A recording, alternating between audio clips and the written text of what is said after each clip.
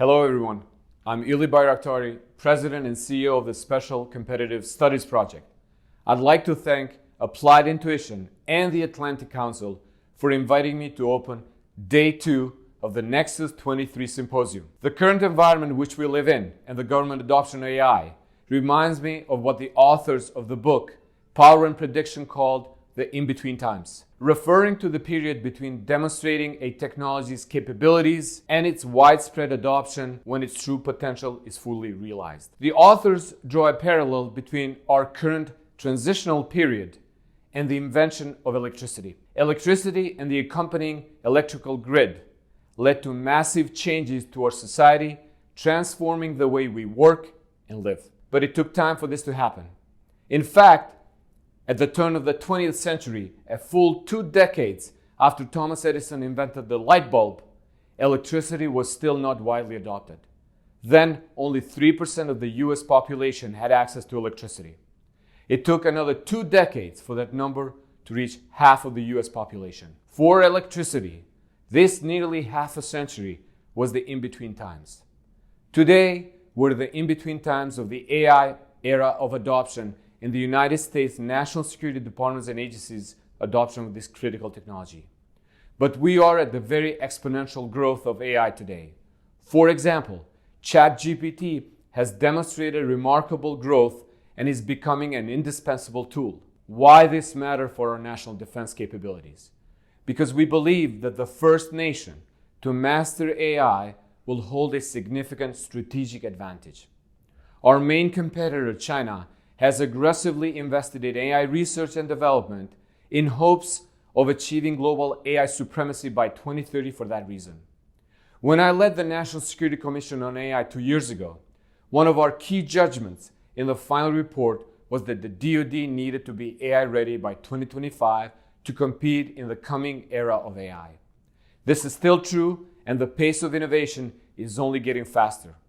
Last year, we released the Offset X strategy that we believe can help the United States maintain our military technical superiority over potential adversaries.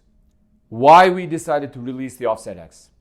In the next battlefield, one key change is that militaries will have great difficulty hiding from or surprising one another.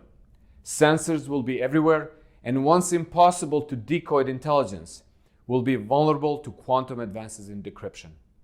Highly adaptable and mobile weapon systems, including drones, loitering munitions, and hypersonic missiles, will largely inhibit militaries from amassing forces to invade, though these systems may also enable surprise attacks of their own.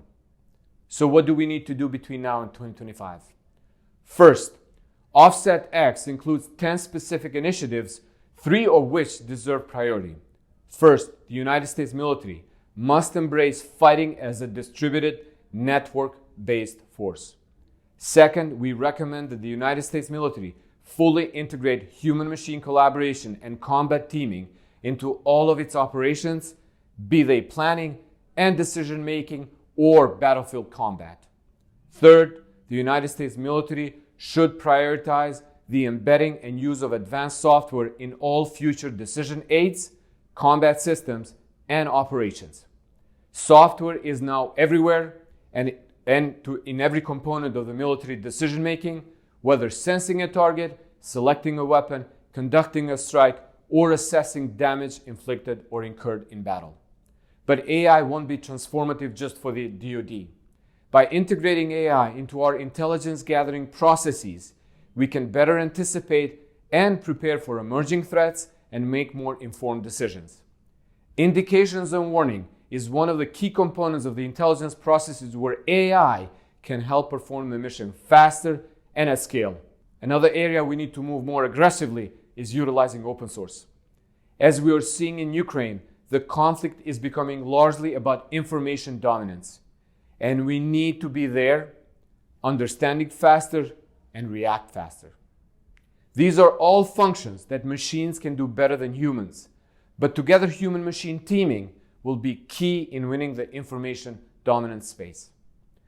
We know we can be better because we have a very vibrant private sector that keeps producing platforms for all mission sets. but we need to create a new model of public-private partnerships. We face a challenger in China that has a civil fusion, is organized, and is well-resourced. Our model of operating with business as usual needs to be thrown away. Eric Schmidt says that Washington moves at a political speed, whereas Beijing moves at a technology speed. This must change.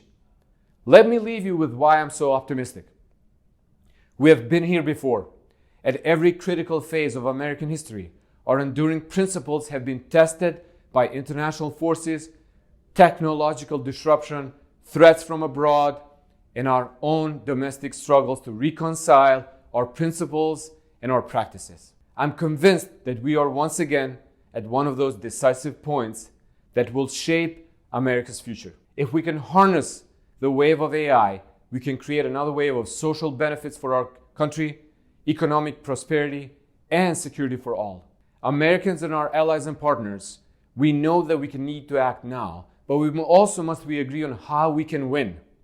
Like with electricity, when the light goes on, rather than changing everything, little does. AI light is on, but we need to do more. So put yourself in the minds of entrepreneurs at the beginning of last century.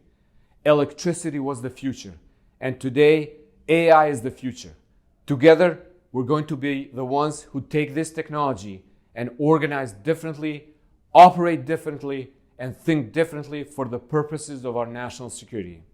Our collective creativity will be catalysts that leads us to that future. Thank you.